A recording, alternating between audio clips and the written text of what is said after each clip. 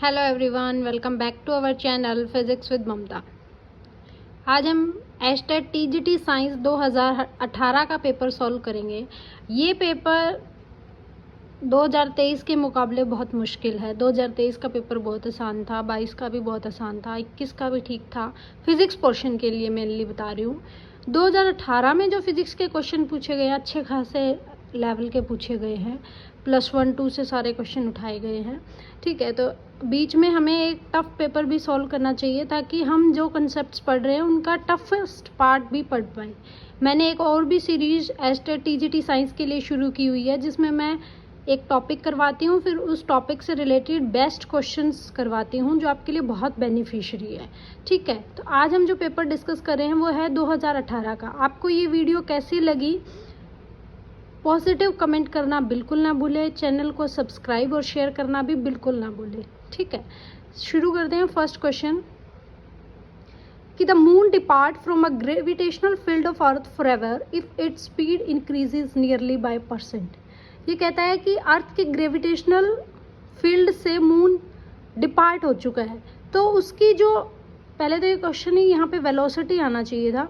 Velocity increase nearly, लेकिन speed में भी हम बात कर सकते हैं, क्योंकि स्पीड वेलोसिटी का क्या है, वेलोसिटी का सिर्फ मैग्नीट्यूड पार्ट ही क्या है, स्पीड है ना। अगर स्पीड में डायरेक्शन हो जाए तो वो क्या हो जाती है, वेलोसिटी। इसने पूछा क्या है कि कितनी स्पीड इंक्रीज्ड होगी, तो percentage increase in a speed is required to reach the escape speed. कोई भी आपके पास, मान लो ये अर्थ है और ये मून है, जब भी अर्थ से कोई ऑब्जेक्ट या अर्थ का कोई भी सैटेलाइट वो उससे डिपार्ट हो जाए, उसके ग्रेविटेशनल फोर्स से डिपार्ट होगा, तो वो कौन सी स्पीड से डिपार्ट होता है, वो होता है एस्केप स्पीड से। और इस स्पीड को हम लिखते हैं √2g/r। ये g क्या है, acceleration due to gravity, r क्या है, रेडियस ऑफ द अर्थ। ठीक है, अगर वो उसके अर्थ के ऑर्बिट में मूव कर रहा है तो उसकी होती है ऑर्बिटल वेलोसिटी। उसको हम कैसे लिखते हैं, √g/r। तो एस्केप वेलोसिटी और ऑर्बिटल वेलोसिटी के बीच में रिलेशन क्या हो जाएगा, escape velocity should be √2 times of orbital velocity. तो इसने पूछा speed increase nearly in percentage, तो escape speed minus orbital speed over orbital velocity, या escape velocity minus orbital velocity into 100। ये आपके लिए मैग्नीट्यूड की बात हो रही है सिर्फ। ठीक है, तो इसका मतलब √2v0 माइनस v0 पुट कर देंगे, v0 से v0 कैंसिल हो जाएगा, ये बचेगा √2 माइनस 1/1। और √2 की वैल्यू कितनी होती है, 0.414। तो ये लगभग 41.4% इंक्रीज होगी, अप्रोक्सीमेट 42%। तो सी इसका क्या रहेगा, आंसर। ठीक है, नेक्स्ट है आपके पास क्वेश्चन नंबर 2। एक पार्टिकल है जो एग्जीक्यूट कर रहा है सिंपल हार्मोनिक मोशन, जिसका एम्पलीट्यूड कितना है, 25 सेंटीमीटर, और जिसका टाइम पीरियड कितना है, 3 सेकेंड। तो मिनिमम टाइम पीरियड क्या रिक्वायर्ड होगा पार्टिकल को to move between 2 points located at 12.5 centimetre on either side of the mean position. अगर मैं इसका कंसेप्ट बनाऊं तो सिंपल हार्मोनिक मोशन कैसा मोशन होता है, ये अगर मान लो मेरे पास एक बॉब है, ये उसकी मीन पोजीशन है यहाँ से यहाँ, और इसके बाद इस मीन पोजीशन से फिर वो एक्सट्रीम पोजीशन पे जा रहा है। तो ऐसा जो मोशन होता है वो कैसा मोशन होता है, सिंपल हार्मोनिक मोशन। इसमें आपका जो फोर्स होता है या एक्सेलरेशन होता है वो डायरेक्टली प्रोपोर्शनल होता है जितनी ये डिस्प्लेसमेंट करता है उसके। ये मिड पॉइंट है, इसको बोलते हैं मीन पोजीशन। ये जो एक्सट्रीम पॉइंट्स हैं इनको बोलते हैं एक्सट्रीम पोजीशंस। ठीक है, तो इसने पूछा है कि ये जो ऑसिलेशंस हो रहे हैं इसमें आपके पास एम्पलीट्यूड है 25 सेंटीमीटर।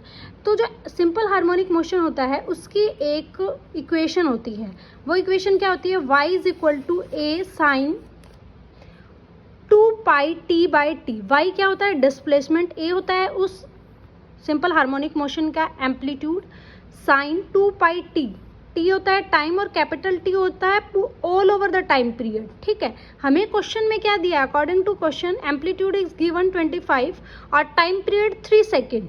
तो आपके पास जो डिस्प्लेसमेंट की इक्वेशन होगी वो होगी y = 25 sin 2πt/3। और इसने कहा है कि मीन पोजीशन से 12.5 सेंटीमीटर की दूरी पर वो जब ऑसिलेशंस करता है तो उस बीच वो कितना टाइम लेता है। तो हमारे पास क्या होगा, शुरू में मैं इस मीन पोजीशन से एक्सट्रीम पोजीशन यहाँ तक क्या निकाल रही हूँ, टाइम पीरियड निकाल रही हूँ। तो यहाँ से यहाँ तक की कितने डिस्प्लेसमेंट हुई, 12.5, तो मैंने पुट कर दी 12.5 डिस्प्लेसमेंट हुई। एम्पलीट्यूड कितना है 25 साइन 2πt/3। तो ये 25 अगर 12.5 के बाय में आएगा तो ये क्या बनेगा 1/2, और साइन 1/2 की वैल्यू क्या 1/2 कब होता है साइन π/6 पे, है ना। तो ये आपके पास वैल्यू क्या आ जाएगी, अगर आप दोनों एंगल कंपेयर करेंगे तो π/6 = 2πt/3। तो यहाँ से t आ जाएगा 1/4 सेकेंड। तो यहाँ से यहाँ तक जाने में इसने कितना टाइम लिया 1/4। तो यहाँ से यहाँ तक जाने में भी कितना लेगा 1/4। उसने तो टोटल टाइम पूछा है ना, तो टोटल टाइम कितना हो जाएगा 1/2 सेकेंड या फिर 0.5 सेकेंड। तो आपका ये आंसर जो भी ऑप्शन था वो करेक्ट हो जाएगा। नेक्स्ट है आपके पास क्वेश्चन नंबर 3, इंपॉर्टेंट भी है, इलेक्ट्रिसिटी एंड मैग्नेटिज्म से पूछा हुआ है। इसने कहा है कि 3 रजिस्टर है, तीनों इक्वल है, 3 ओम के हैं, उनको मैंने एक ट्रायंगल की फॉर्म में लगा दिया। तो मैंने एक सर्किट डायग्राम बना लिया कि 3 ट्रायंगल है, 3 रजिस्टर्स है, इक्वल वैल्यू के हैं, और उनको मैंने एज अ ट्रांजिस्टर की तरह क्या किया है, एज अ ट्रायंगल की तरह इनको कनेक्ट कर दिया है। तो इक्विवेलेंट रेजिस्टेंस बताना है किसी भी 2 वर्टेक्स के बीच में। तो मान लेती हूँ मैं इस बी और सी के बीच का इक्विवेलेंट रेजिस्टेंस बताना चाहती हूँ। तो यहाँ से यहाँ तक, इस पॉइंट से इस पॉइंट तक, ये इन दोनों में क्या होगा, करंट सेम होगा। मतलब ये दोनों आपके पास, ये दोनों रेजिस्टेंस होंगे वो क्या होंगे इन सीरीज। या मैं अगर इस पॉइंट को आपकी तरफ खींचूँ तो ये कुछ इस तरह से बन जाएगा कि ये ए पॉइंट है और ये आपके पास बी और ए के बीच में रेजिस्टेंस, ए और सी के बीच में रेजिस्टेंस। तो ये दोनों सीरीज में है और थर्ड रेजिस्टेंस इसके क्या है पैरेलल में। हमें पता है जब रेजिस्टेंस सीरीज में हो तो हम क्या करते हैं सिंपल एडिटिव। तो ये 3 + 3 क्या हो जाएगा 6 ओम, और ये 6 ओम अब किसके साथ, अब ये इस पूरे को मैं क्या लिख सकती हूँ 6 ओम का एक रेजिस्टेंस, वो 6 ओम का एक रेजिस्टेंस इस 3 ओम के रेजिस्टेंस के साथ किस में है पैरेलल में। तो पैरेलल कॉम्बिनेशन में आप रेजिस्टेंस कैसे लिखते हो 1/R इफेक्टिव = 1/6 + 1/3। तो वैल्यूज पुट कर देंगे तो ये क्या आ जाएगा 1/2, और R इफेक्टिव कितना आ जाएगा 2 ओम। तो किसी भी 2 वर्टिसेस के बीच में आपके पास जो इक्विवेलेंट रेजिस्टेंस होगा वो कितना होगा 2 ओम। ठीक है, नेक्स्ट है आपके पास question number 4, the height of Niagara Falls is 50 centimetre. कहाँ है नियाग्रा फॉल्स, कनाडा में है, ये सबसे बड़ा फॉल्स में भी आया जाता है। 50 मीटर, अगर इसका J आपको गिवन है, the difference in temperature of the water at the top level and the bottom level of fall will be. ये कहता है कि एक वाटरफॉल है जहाँ से पानी नीचे की तरफ गिर रहा है, जब वो बॉटम पे आ रहा है तो टॉप से बॉटम तक आने में उस पानी के टेम्परेचर में कितना डिफरेंस होगा वो हमें फाइंड आउट करना है। तो यहाँ पे पार्टिकल जो वाटर था वो क्या था पोटेंशियल एनर्जी में था या रेस्ट पे था, और जब वो नीचे की तरह डाउनफॉल किया तो हमारे पास क्या हुआ चेंज इन टेम्परेचर हुआ। वो किसकी वजह से, जैसे ही नीचे गिरा वाटर तो आपके पास क्या हुई हीट जनरेट हुई, और वो हीट कितनी जनरेट हुई that should be equal to mc∆T। अगर m मास है वाटरफॉल का और हाइट आपको गिवन है 50 मीटर, तो मास ऑफ वाटर कैसे लिखते हो आप, mass of 1 mole of water that is 80 ग्राम या फिर 0.08 किलोग्राम। तो मैंने बताया पोटेंशियल एनर्जी किस में चेंज होगी, उसकी जितनी हीट जनरेट हुई है उसमें।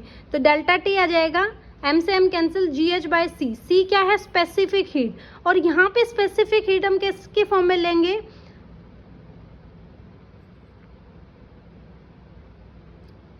1000 इंटू जो J आपको गिवन है वो। तो यहाँ पे इसकी वैल्यूज पुट कर देंगे, जब आप वैल्यू पुट करोगे तो अप्रोक्सीमेट 0.117 डिग्री सेल्सियस क्या होगा टेम्परेचर में चेंज होगा जब वाटर क्या आएगा टॉप लेवल से बॉटम लेवल तक आएगा।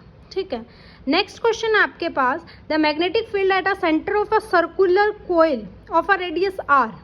एक सर्कुलर कोयल है जिसका रेडियस क्या है R है, कैरिंग अ करंट, इसमें कितना करंट फ्लो कर रहा है I करंट फ्लो कर रहा है, जिसकी वजह से एक मैग्नेटिक फील्ड प्रोड्यूस हो रहा है B। तो ये कहता है कि इसका मैग्नेटिक फील्ड क्या होगा at a distance of √3r from the centre, centre से √3r, मतलब कुछ यहाँ तक एक पॉइंट है, मान लेते हैं ये P पॉइंट है बाहर, क्योंकि ये R है और √3 की वैल्यू कितनी होती है 1.73, तो कुछ ना कुछ इससे ज़्यादा ही है। तो यहाँ से यहाँ तक आपको क्या निकालना है, उसका मैग्नेटिक फील्ड निकालना है। तो हमें पता है कि जो सर्कुलर कॉइल होती है उसके सेंटर पे कितना मैग्नेटिक फील्ड होता है, that is mu I by 2r। लेकिन सेंटर से किसी x डिस्टेंस पे अगर मैं उसकी बात करूँ तो वो कितना होगा, that is B dash magnetic field, जिसकी वैल्यू होती है 2 mu not I pi R square by 4 pi R square plus X square की पावर 3/2। इसको हम ड्राइव करते हैं यूजिंग बायो-सवार्ट्स लॉ। वो डेरिवेशन बहुत बड़ी हो जाएगी अगर आपको डायरेक्ट फॉर्मूला पता है। इंपॉर्टेंट में आता है सर्कुलर कॉइल के एक्स डिस्टेंस पे, किसी भी एक्स डिस्टेंस पे अगर आपको मैग्नेटिक फील्ड निकालना हो तो फॉर्मूला ये रहेगा। आप डायरेक्ट इसको नोट भी कर सकते हैं। x कितना गिवन है, √3r पुट कर दीजिए। जब आप पुट करके इसको सॉल्व करेंगे तो ये आएगा b/8, क्योंकि इसने b/8 की फॉर्म में पूछा है। अगर simple mu not i by 16 r की फॉर्म में पूछा हुआ था तो ये लिख देते, लेकिन हमें पता है b क्या था, एट सेंटर पे मैग्नेटिक फील्ड कितना था, mu not i bye 2r। तो इसकी जगह मैंने b वैल्यू पुट की है और b/8 क्या आ जाएगा, मैग्नेटिक फील्ड। ठीक है, नेक्स्ट है क्वेश्चन नंबर 6। एक बुलेट है जो फायर्ड हुई है फ्रॉम अ गन, फोर्स कितना लग रहा है, that is 600 minus 2 into 10⁵ of टी। एफ फोर्स न्यूटन में है, टी सेकेंड में है। तो force on a bullet is reduce to 0। Force कितना हो गया, 0। जब वो क्या करे, उस बुलेट पे फोर्स 0 हो गया तो जब वो बैरल को लीव करती है तो एवरेज इम्पल्स उसने पूछा है। एवरेज इम्पल्स का मतलब क्या होता है कि कितना फोर्स उस टाइम पीरियड के बीच में लग रहा है। तो इम्पल्स जो आपके पास होता है, अगर मान लो मेरे पास 0 से t टाइम के बीच में जो फोर्स है वो लग रहा है एफ डी टी, तो आपके पास इम्पल्स क्या होगा, इसका इंटीग्रेशन नेट। ठीक है, हमें क्या गिवन है, मतलब जब भी उसने गन को फायर किया, बुलेट को फायर किया सॉरी, तो आपके पास जब वो बुलेट उस बैरल से निकली तब उसका फोर्स क्या हो गया, 0। तो एवरेज इम्पल्स हमें क्या करना है, फाइंड आउट करना है। तो फोर्स गिवन है, अगर आपका टाइम पीरियड 0 हो तो फोर्स क्या है, 0, सॉरी फोर्स कितना है, 600 न्यूटन। अगर टाइम पीरियड किसी t equal to t0 time period पे फोर्स क्या हो गया, 0। कंडीशन दी है ना कि उसका फोर्स कहाँ तक रिड्यूस हो रहा है, 0 तक। तो फोर्स 0 हो गया तो वो टाइम पीरियड कितना होगा, पुट कर देंगे। फोर्स 0 एट किसी time t is equal to t0 पे, तो t0 की वैल्यू क्या आ जाएगी, 600 बाई 2 इंटू 10⁵। तो ये क्या बनेगा, 3 इंटू 10⁻³ ऑफ सेकेंड। हमें पूछा है इम्पल्स। इम्पल्स का फॉर्मूला कितना होता है कि जहाँ मैक्सिमम फोर्स से मिनिमम फोर्स के बीच का टाइम, कि मैक्सिमम फोर्स कब था, जब टाइम 0 था, और किसी t is equal to t0 time period पे फोर्स कितना हो गया, 0। तो मैंने लिमिट्स पुट कर दी, 0 टू t0। फोर्स किसका फंक्शन है, टाइम का इंटू dt। तो फोर्स की जो वैल्यू थी वो पुट कर देंगे। टाइम पीरियड t0 हमने फाइंड आउट किया था, 3 इंटू 10⁻³ इंटीग्रेट करेंगे। जब आप इसको सॉल्व करेंगे तो ये कितना आएगा, 0.9 नैनो सेकेंड। ये इम्पल्स की डेफिनेशन आप इम्पोर्टेंट में लिख लेना, इस पे क्वेश्चन आने के चांसेस होते हैं। इस पे ये इम्पल्स तो इतना इम्पॉर्टेंट है, इसमें असिस्टेंट प्रोफेसर का जो पेपर होता है, स्क्रीनिंग हो चाहे आपका नेट का पेपर हो, उसमें इम्पल्स का क्वेश्चन आता ही आता है, पर वो लैग्रेंजियन डायनेमिक्स में आता है। पर हमें अगर इसकी बेसिक डेफिनेशन नहीं पता होगी तो हम नहीं कर पाएंगे। ठीक है, नेक्स्ट है क्वेश्चन नंबर 7। ये बैचलर से पूछा हुआ है, सॉलिड स्टेट फिजिक्स में आप पढ़ते हैं, किसकी पैकिंग फ्रैक्शन सबसे ज़्यादा होती है। तो सबसे ज़्यादा पैकिंग फ्रैक्शन आपके पास होती है फेस सेंटर्ड क्यूबिक की, सबसे ज़्यादा। लेकिन सबसे कम पूछिए ना, हैज़ अ लिस्ट होती है आपके पास सिंपल क्यूबिक की। सिंपल क्यूबिक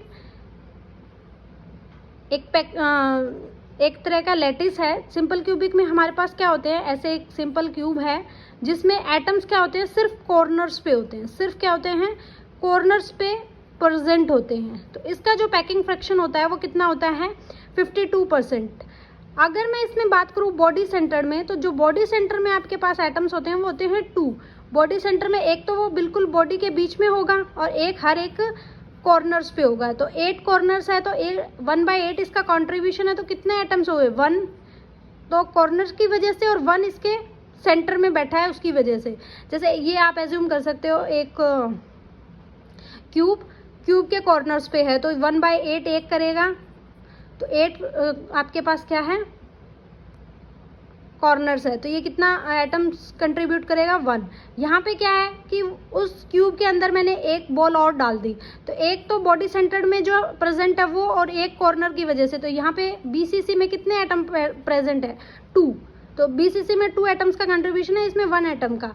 एफसीसी की अगर बात करूँ तो एफसीसी में क्या होता है, कॉर्नर्स पे तो होते ही होते हैं एटम्स, साथ में क्या होते हैं, फेसिस पे भी होते हैं, है ना। तो फेसिस पे अगर मैं बात करूँ तो इस फेस पे फेस कितने होते हैं क्यूब के, 6, तो 6 इंटू हाफ कितने होंगे, 3, तो यहाँ से आ जाएंगे, और एक एक कहाँ प्रेजेंट था, कॉर्नर पे।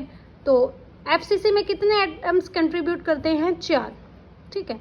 और इनके पैकिंग फ्रैक्शंस आपको याद रखने हैं, 52% सिंपल क्यूबिक में, फेस सेंटर्ड में 74, हेक्सागोनल में भी 74 और बीसीसी में 68। और ये मैंने बता दिया एक एडिशनल इन्फॉर्मेशन कि कितने कितने एटम कंट्रीब्यूट करते हैं। तो सिंपल क्यूबिक में 1 एटम कंट्रीब्यूट करता है, बीसीसी में 2 और एफसीसी में 4, ठीक है।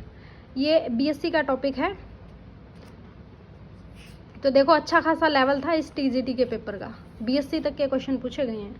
नेक्स्ट आपके पास क्वेश्चन नंबर 8, इसमें क्या कह रहा है कि एक थिन ग्लास है of prism of refractive index उसका गिवन है, और वो डेविएशन कर रहा है 4 degree of angle of a ray incident on a small angle. एक प्रिज्म है, अगर मैं उस पर कुछ इंसिडेंट करवा रही हूँ तो वो कितना एंगल डेविएट कर रहा है, ये एंगल होता है डेविएशन, ये 4 डिग्री कर रहा है। और उसने कहा कि अगर मैं सेम डेविएशन लूँ फॉर सेम प्रिज्म के लिए, और इसी प्रिज्म को अब मैं क्या कर दूँ, वाटर में रख दूँ, तो डेविएशन पे क्या फ़र्क पड़ेगा।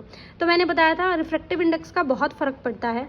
तो हमें पता है, पहले तो ये पता होना चाहिए कि डेविएशन एंगल किसके इक्वल होता है। डेविएशन एंगल इक्वल होता है A is equal to mu minus 1। अगर डेविएशन एंगल आपका क्या है, लेस देन 90, तो ये फॉर्मूला यूज़ करते हैं। अगर डेविएशन एंगल ग्रेटर देन 90 है तो फॉर्मूला अलग होता है। तो डेविएशन क्या होगा, delta is equal to A mu minus 1। Mu क्या है, उस प्रिज्म का रिफ्रैक्टिव इंडेक्स, ए क्या है प्रिज्म का एंगल, और डेल क्या है डेविएशन। तो ये क्या होगा, डेल आपको गिवन है 4 डिग्री, रिफ्रैक्टिव इंडेक्स गिवन है 1.5 प्रिज्म का, -1, तो यहाँ से प्रिज्म का एंगल निकल जाएगा, कितना होगा 8 डिग्री। अब उसी प्रिज्म को मैंने क्या कर दिया, वाटर में रख दिया, तो प्रिज्म एंगल तो सेम रहेगा लेकिन रिफ्रैक्टिव इंडेक्स चेंज हो जाएगा। उस रिफ्रैक्टिव इंडेक्स की जगह हम क्या यूज़ करेंगे, रिलेटिव रिफ्रैक्टिव इंडेक्स, और जो क्या होता है, रेशियो होता है refractive index of prism over refractive index of water. अगर रिफ्रैक्टिव इंडेक्स यहाँ पे तो जैसे वाटर दिया है, अगर वो कुछ और देता रिफ्रैक्टिव इंडेक्स उसका हो जाता है। हम यहाँ पे ये भी लिख सकते हैं refractive index of prism to refractive index of any medium जिसकी हम बात कर रहे हैं। तो यहाँ पे refractive index of water by आपको गिवन है 4/3 और रिफ्रैक्टिव इंडेक्स ऑफ प्रिज्म तो गिवन था 3/2। तो रिलेटिव रिफ्रैक्टिव इंडेक्स कितना आ जाएगा 9/8। तो जो डेविएशन होगा वो किसके इक्वल आ जाएगा, 8 डिग्री जो आपका प्रिज्म का एंगल था 9/8 - 1, तो ये होगा 1/8/1। तो यहाँ पे डेविएशन कितना हो जाएगा 1 डिग्री। तो देखो जब हमने उस प्रिज्म को वाटर में रख दिया, जो डेविएशन 4 डिग्री थे ना, वो कितना रिड्यूस हो गया 1 डिग्री तक, ठीक है। तो ये क्वेश्चन भी इंपॉर्टेंट था। नेक्स्ट है आपके पास क्वेश्चन नंबर 9। ये क्वेश्चन आजकल ट्रेंड में है कि कौन सी स्टेटमेंट ट्रू है और कौन सी फॉल्स है।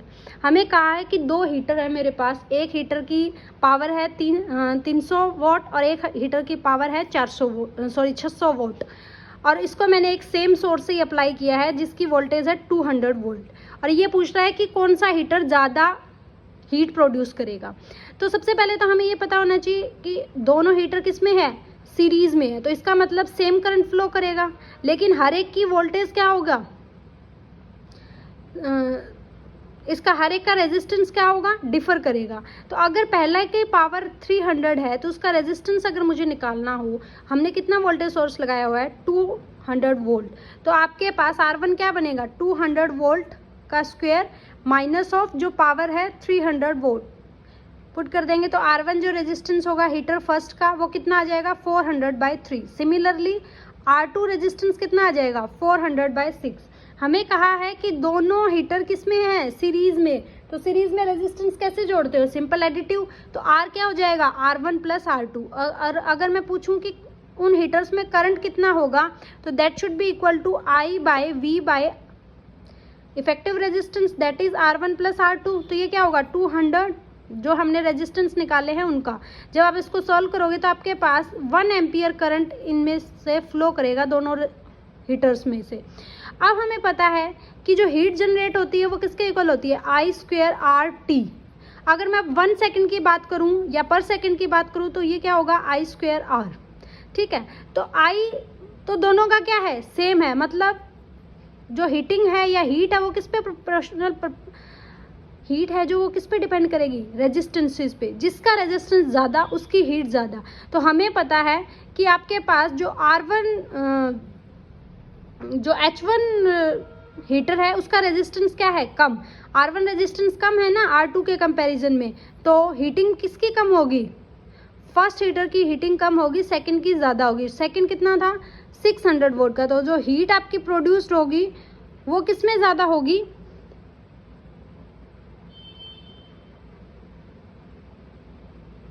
सॉरी आपका जो R1 है वो कम है, R1 की वैल्यू क्या है, ज़्यादा है। तो हीट किस में ज़्यादा प्रोड्यूस होगी, फर्स्ट वाले में, और सेकंड में क्या। तो आपको ये देखना है कि हीट किस पे प्रोपोर्शनल है, रेजिस्टेंस पे। जिसका रेजिस्टेंस ज़्यादा उसकी हीट ज़्यादा, जिसका रेजिस्टेंस कम उसकी हीट कम। ठीक है, तो ये इंपॉर्टेंट था। नेक्स्ट है आपके पास क्वेश्चन नंबर 10। ये कह रहा है कि एक्चुअल वेट उस पर्सन का है mg, और जब वो लिफ्ट में है और वो लिफ्ट क्या कर रही है, यूनिफॉर्मली अपवर्ड डायरेक्शन में मूव कर रही है, तो अपीरेंट वेट उसका क्या होगा। तो हमारे पास जब भी लिफ्ट क्या हो रही है, अपवर्ड डायरेक्शन में जाती है, तो जो पर्सन खड़ा है उस पर एक डाउनवर्ड वेट लगेगा। एक उस डाउनवर्ड वेट को बैलेंस करने के लिए नॉर्मल रिएक्शन लगेगा। वो नॉर्मल रिएक्शन है ना, वही उसका क्या है, अपीरेंट वेट। तो इक्वेशन क्या बनेगी, n minus M G is equal to M A. ठीक है, एम ए मतलब जो ए एक्सेलरेशन है या जो यूनिफॉर्म एक्सेलरेशन है जिससे वो लिफ्ट मूव कर रही है। तो यहाँ पे जो अपीरेंट वेट होगा वो क्या होगा, एम जी प्लस ए। तो हमेशा याद रखना है, जब भी आपकी लिफ्ट अबो की तरफ मतलब अपवर्ड डायरेक्शन में जाती है तो अपीरेंट वेट हमेशा ज़्यादा होता है।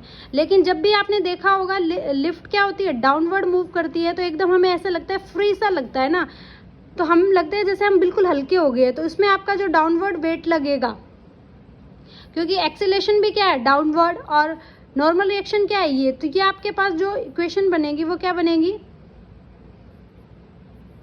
एम जी प्लस ए। नॉर्मल रिएक्शन अपवर्ड डायरेक्शन में है, ये दोनों डाउनवर्ड फोर्स है, तो आपके पास माइनस ऑफ एम ए। ठीक है, तो ये आपके पास इक्वेशन बनेगी एम जी माइनस ए। जब आपका जो लिफ्ट है वो कहाँ मूव करे, डाउनवर्ड, और जब वो अपवर्ड मूव करे तो वेट ज़्यादा महसूस होगा। तो दोनों केस हमने डिस्कस कर लिए हैं। नेक्स्ट क्वेश्चन था, the time period between a full moon to next moon is.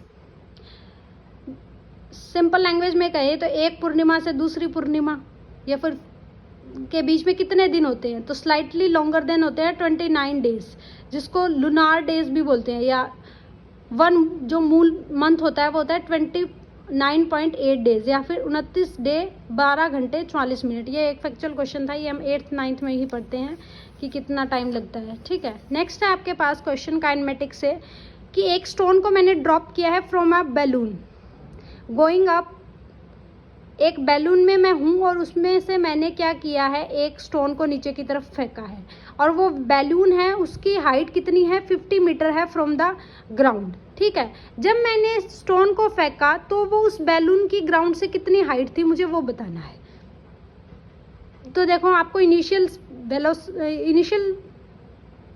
जो स्पीड है वो गिवन है कि कितनी स्पीड से मैंने उसको फेंका, 5 मीटर पर सेकंड से, और उसकी हाइट भी गिवन है, h लिख दो या s लिख दो, वो कितनी है, 50 मीटर है ग्राउंड से। जी आपको पता है, तो according to equation of motion ये s is equal to U T plus half G T square. तो देखो, आप ऊपर हो, आप डाउनवर्ड की तरफ क्या फेंक रहे हो, स्टोन को फेंक रहे हो, तो जो हाइट होगी वो क्या होगी, नेगेटिव ऑफ h या नेगेटिव ऑफ s, और वेट भी किसकी तरफ लगता है, नीचे की तरफ, तो weight acceleration due to gravity भी क्या होगी, माइनस जी। तो यहाँ पे पुट कर दो s इज इक्वल टू -50, क्योंकि डाउनवर्ड है, यू टी इनिशियल आपको जो स्पीड गिवन है वो, टाइम पीरियड हमें निकालना है, -1/2, जी की वैल्यू 10 और टी स्क्वेयर। ये क्वाड्रेटिक इक्वेशन बन गई। जब आप इसको सॉल्व करोगे, only positive values allowed time की, तो टाइम कितना आ जाएगा, 3.7 सेकेंड। तो वो कह रहा है कि 3.7 सेकेंड आपने लिए, और 3.7 सेकेंड में वो डिस्प्लेसमेंट कितनी की उसने, जितनी उसकी स्पीड है इनटू उसका टाइम। तो स्पीड कितनी थी इनिशियल, 5 मीटर पर सेकेंड, और टाइम पीरियड था 3.7। तो उस स्टोन ने एक्स्ट्रा कितने डिस्टेंस ट्रेवल की, 18.5, और एक्चुअल में जो बैलून था वो कितने डिस्टेंस पे था, 50। तो नेट जो डिस्टेंस होगी वो कितनी होगी, 50 प्लस 18.5 मतलब 68.5 ऑफ मीटर। आपके पास क्या होगी, उस स्टोन की उस बैलून की हाइट ग्राउंड से जब आपने स्टोन जो स्टोन है वो कहाँ हिट किया है, ग्राउंड को। ठीक है, नेक्स्ट है आपके पास क्वेश्चन नंबर 13 LCR सर्किट से। जिन बच्चों ने भी मेरे 30 टॉपिक्स वाली वीडियो नहीं देखी कि कौन कौन से 30 टॉपिक्स करने हैं, एक बार वो आप ज़रूर गो थ्रू हो जाइए, वो बहुत इंपॉर्टेंट है।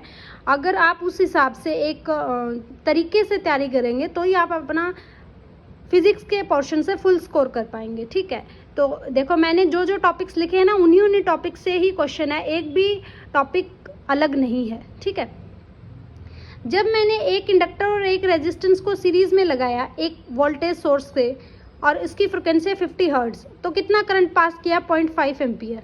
और ये पूछना चाहता है कि रेजिस्टेंस की वैल्यू क्या है।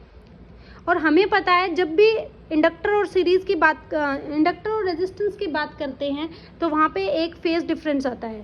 तो इसमें क्या कर रहा है कि जो करंट है वो डिफर कर रहा है फेज से कितना, π/3, मतलब करंट लैग कर रहा है वोल्टेज से कितने एंगल पे, π/3। तो आपके पास इमेजिनेशन ऐसे बनेगी कि L और R सीरीज में है, तो मतलब करंट सेम फ्लो करेगा I, और 12 वोल्ट का आपा ने क्या लगा रखा है, वोल्टेज सोर्स। तो आपको क्या क्या गिवन है,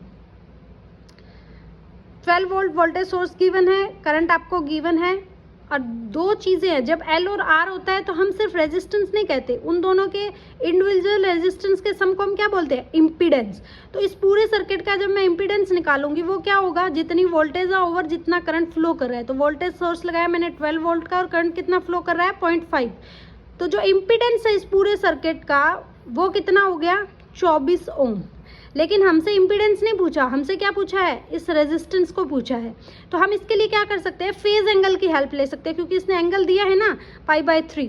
तो यहाँ से अगर फेज एंगल आपके पास π/3 है तो फेज एंगल को कैसे लिखते हैं, tan phi = XL। XL क्या है, इंडक्टेंस किसकी, इंडक्टर की, जो क्या होती है ω/L, लेकिन ज़रूरत नहीं है ओमेगा की, तो हम लिख सकते हैं XL/R। तो tan π/3, XL की वैल्यू आपको पता है, नहीं पता, एक्सेल की वैल्यू भी नहीं पता और आर की वैल्यू भी नहीं पता। तो tan π/3 क्या होता है, √3। तो यहाँ पे एक रिलेशन मिल गया, XL = √3 ऑफ R। हमें क्या चाहिए, R। तो हमें टोटल Z तो पता है, और टोटल Z किसके इक्वल होता है, दैट इज √XL का स्क्वायर प्लस R का स्क्वायर। तो XL in terms of R क्या है, √3 R का स्क्वायर प्लस R का स्क्वायर ओवर द रूट। तो ये बना 3 + 1 4 का स्क्वायर, तो ये बना 2 ऑफ R। तो आपके पास Z की वैल्यू क्या आ गई, 2/R। Z हमें पता था कितना है, 24। तो R कितना आ जाएगा, 24/2, दैट इज 12 ओम। ठीक है, तो LCR सर्किट से क्वेश्चन पूछा जाता है, तो ये क्वेश्चन आपको ज़रूर करना चाहिए। नेक्स्ट आपके पास क्वेश्चन नंबर 14, ये क्या कहता है कि किसको हम फ्रिक्शन की हेल्प से चार्ज नहीं कर सकते। तो जब भी कोई चीज़ फ्रिक्शन की हेल्प से चार्ज होती है तो वो जो होती है वो नॉन कंडक्टर होती है, मतलब वो कंडक्ट नहीं करती है। तो हमें पता है कॉपर रोड क्या है, कंडक्टिंग है या एक कंडक्टर है, तो ये कभी भी फ्रिक्शन से चार्ज नहीं होगा। फ्रिक्शन से चार्ज कौन हो सकता है, वूलन क्लॉथ, इन्फ्लेटेड बैलून या प्लास्टिक रोड। जैसे हमने देखा है सर्दियों में हम जब भी क्या करते हैं, वूलन के कपड़े डालते हैं, तो हमारे पास जो वो हमारे जो पोर्स होते हैं उनके साथ ऐसे हम अगर उनको क्या करें, रब करते हैं, तो हमें एक लाइट सी दिखती है। तो वो किसकी वजह से चार्ज हो जाता है, जब है ना हमने उसको क्या किया, रब किया। तो हमने क्या किया, उनके बीच में कांटेक्ट फोर्स बनाया, मतलब फ्रिक्शन प्रोड्यूस किया, और उस फ्रिक्शन की वजह से चार्ज हुआ। चार्ज होने की वजह से वो लाइट हमें दिखती है, कि वो जो लाइट है आप समझ ही गए होंगे, क्योंकि ये तो जनरली सभी करते हैं और सबको पता भी है। नेक्स्ट है क्वेश्चन नंबर 15, इसने कहा एक प्रिंटेड पेज को मैंने प्रेस किया एक ग्लास क्यूब में, और उस ग्लास क्यूब का रिफ्रैक्टिव इंडेक्स है 0.5, और प्रिंटेड पेज की जो एज है वो कितनी थी, 6। मतलब एक ऐसा पेज है, इसको मैंने वाटर में रख दिया, और ये जो डिस्टेंस है पूरी पेज की वो है 6 सेंटीमीटर, और इस वाटर का रिफ्रैक्टिव इंडेक्स कितना है, 1.5। इसने कहा है कि मुझे ऊपर से जब मैं देखूंगी तो मेरे पास मुझे कितना लगेगा कि ये प्रिंटेड पेज कितना पानी में है, शिफ्टेड, कितना ऊपर की तरफ शिफ्टेड हुआ दिखेगा। तो कितना शिफ्ट हुआ दिखेगा वो किस पे डिपेंड करता है, रिफ्रैक्टिव इंडेक्स होता है is equal to real depth upon apparent depth. Real depth उसकी कितनी है 6 सेंटीमीटर, अपीयरेंट हमें निकालनी है, रिफ्रैक्टिव इंडेक्स हमें पता है, तो अपीयरेंट निकल जाएगी 6/1.5 दैट इज 4। इसने शिफ्टेड पूछा है कितना शिफ्ट हुआ, तो 6 - 4 रियल डेप्थ माइनस अपीयरेंट डेप्थ, वही तो शिफ्ट होगा, तो शिफ्ट कितना हो जाएगा 2 सेंटीमीटर। तो ये आपके पास रहेगा आंसर। ये ही क्वेश्चन रिपीट किया इन्होंने एस्टेट पीजीटी फिजिक्स में 2021 में। ये 18 का पेपर है और उन्होंने 21 में इसको रिपीट किया है, सेम का सेम क्वेश्चन है। नेक्स्ट है आपके पास क्वेश्चन नंबर 16। ये क्या कहता है कि किस मीडियम में साउंड की स्पीड सबसे ज़्यादा होती है। तो हमें पता है सॉलिड्स में सबसे ज़्यादा होती है, लेकिन सॉलिड्स में भी किस में, तो देखो वाटर में तो होगी नहीं, कॉपर, स्टील और एल्यूमिनियम है, इन तीनों में से सबसे ज़्यादा होते हैं एल्यूमिनियम में, फिर होती है स्टील में और फिर होती है कॉपर में। ठीक है, ये एक फैक्चुअल क्वेश्चन था। नेक्स्ट है आपके पास क्वेश्चन नंबर 16, जिसमें alpha, beta, gamma are coefficients of linear area and volume expansion of the solid cube. तो रिलेशन क्या होता है हमारे पास, क्या होता है वॉल्यूम एक्सपेंशन या लेंथ एक्सपेंशन। ये क्या होता है, जब भी टेम्परेचर को हम बढ़ाते हैं तो उसकी लेंथ में एक चेंज आता है, वो लेंथ में चेंज किसके इक्वल होता है, delta L is equal to original length into 1 plus alpha into change in temperature. तो ये in the form of alpha क्या है, कोफिशिएंट ऑफ लीनियर एक्सपेंशन, इसने गिवन भी किया है ना। सिमिलरली अगर मैं सरफेस एरिया की बात करूँ तो सरफेस एरिया में कितना चेंज आएगा, वो इक्वल होगा surface original surface area 1 plus beta into delta T. Similarly अगर मैं वॉल्यूम में चेंज की बात करूँ, वॉल्यूम एक्सपेंशन की बात करूँ, तो वो क्या होगा V1 plus gamma of delta T. ये ऐसे एक्सप्रेशंस होते हैं, इसमें अल्फा, बीटा और गामा के बीच में एक रिलेशन होता है, इन तीनों का रेशियो मिलता है हमें 1 2 3। तो जब आप रेशियो को इन the form of alpha beta लेंगे तो ये क्या होगा, अल्फा बाय 1, बीटा बाय 2 और गामा बाय 3। जब आप इसको सॉल्व करोगे तो ये आएगा 6 alpha is equal to 3 beta is equal to 2 gamma. ठीक है, ये भी एक फैक्चुअल क्वेश्चन है, फॉर्मूला अगर आपको पता है तो आप कर सकते हो। इसके बाद आता है सिंपल हार्मोनिक मोशन। देखो सिंपल हार्मोनिक मोशन से इसी पेपर में ये दूसरा क्वेश्चन है। ये क्या कहता है कि हमें बताना है एक्सट्रीम पोजीशन पे पार्टिकल की वेलोसिटी मैक्सिमम होती है या एक्सीलरेशन मैक्सिमम होता है, या दोनों मैक्सिमम या मिनिमम होते हैं, या दोनों मिनिमम होते हैं। तो हमारे पास मान लो ये मेरे पास एक बॉब है, यहाँ पे मैंने इसको फिक्स कर दिया, ठीक है, और ये एक बॉब है, ठीक है। इस बॉब की डिस्प्लेसमेंट है यहाँ से यहाँ, फिर यहाँ से यहाँ। ये जो पॉइंट है इसको मैं बोलती हूँ मीन पोजीशन, और यहाँ पे बॉब की पोजीशन क्या है, एक्सट्रीम पोजीशन। तो जब ये बॉब यहाँ से मैंने डाला इसको, तो ये यहाँ पे क्या करता है, एक्सट्रीम पोजीशन पे जो इसकी वेलोसिटी होती है वो क्या होती है, ज़ीरो होती है। यहाँ पे ये रेस्ट पे होता है, तो मतलब इसकी वेलोसिटी क्या है, ज़ीरो। अगर वेलोसिटी ज़ीरो है तो एक्सेलरेशन क्या होगा, मैक्सिमम। अगर मैं मीन पोजीशन की बात करूँ तो ये एकदम से इसको पास करता है, जैसे ऐसे है ना, ये ऐसे ऐसे, तो यहाँ से ये यहाँ पे तो ये क्या है, रेस्ट पे है, और यहाँ पे देखो मैक्सिमम पोजीशन कहाँ पे है इसकी, मीन पोजीशन पे। तो मीन पोजीशन पे वेलोसिटी क्या होगी, मैक्सिमम होगी, और एक्सेलरेशन क्या होगा, ज़ीरो। वेलोसिटी मैक्सिमम है, इसका मतलब मीन पोजीशन पे कौन मैक्सिमम होगा, काइनेटिक एनर्जी। अगर आपका वेलोसिटी जीरो है, पार्टिकल क्या है, रेस्ट पे, तो एक्सट्रीम पोजीशन पे कौन मैक्सिमम होगा, पोटेंशियल एनर्जी, क्योंकि पोटेंशियल एनर्जी क्या होती है, रेस्ट पे ही होती है, ये स्टेशनरी की होती है। तो ये यहाँ पे पोटेंशियल एनर्जी मैक्सिमम होगी, काइनेटिक एनर्जी जीरो होगी, यहाँ पे काइनेटिक एनर्जी मैक्सिमम होगी और पोटेंशियल एनर्जी क्या होगी, जीरो होगी। 2018 में तो इन्होंने पूछा था एक्सट्रीम पोजीशन का, और 2019 में ही क्वेश्चन रिपीट कर दिया मीन पोजीशन पे। तो इस क्वेश्चन का आंसर क्या होगा कि एक्सट्रीम पोजीशन पे वेलोसिटी क्या होगी, मिनिमम, और एक्सीलरेशन क्या होगा, मैक्सिमम। तो फोर्थ ऑप्शन इसका करेक्ट होगा। अगर वो यहाँ पे एक्सट्रीम की जगह मीन दे देता तो option third will be correct हो जाता। ठीक है, तो ये होता है सिंपल हार्मोनिक मोशन। नेक्स्ट है आपके पास क्वेश्चन नंबर 18, और इस पेपर का लास्ट क्वेश्चन। इसमें हमारे पास क्या है, एक uniform chain of length L है, कुछ इस तरह की एक चेन है जिसका मैंने 1/3 पार्ट क्या है, नीचे की तरफ हैंग कर दिया है। तो ये पूछना चाह रहा है कि अगर कितना वर्क डन होगा उस हैंगिंग पार्ट को टेबल पे लाने के लिए, मतलब इसको मैं अगर ऊपर की तरफ खींचूं तो कितना मुझे वर्क डन करना पड़ेगा। तो ये वर्क डन आपका किसके इक्वल होगा, अगर टोटल चेन की लेंथ कितनी है L, और इस चेन का M चेन का मास है, और टोटल लेंथ कितनी है L है, तो L लेंथ में कितना मास हुआ M, एक यूनिट लेंथ में कितना मास हुआ M/L। और अगर मैं इसका एक स्मॉल एलिमेंट मान लूँ dx, कि dx लेंथ में कितना मास होगा, तो ये होगा ML × dx। तो ये आपके पास क्या हुआ, वर्क डन क्या होता है, फोर्स इंटू डिस्प्लेसमेंट। 1/3 पार्ट मैंने क्या किया है, इसका हैंग किया है, तो इसका मतलब लिमिट्स क्या होंगी, 0 to L/3। मास कितना होगा, मास पर unit length m/L into dx, और g मास की जगह होगा मास पर unit length into dx। g लगाएंगे तो क्या बनेगा, फोर्स, और x की क्या है, उसकी डिस्प्लेसमेंट, जो स्मॉल डिस्प्लेसमेंट हम करवा रहे हैं उसको हैंग करने के लिए।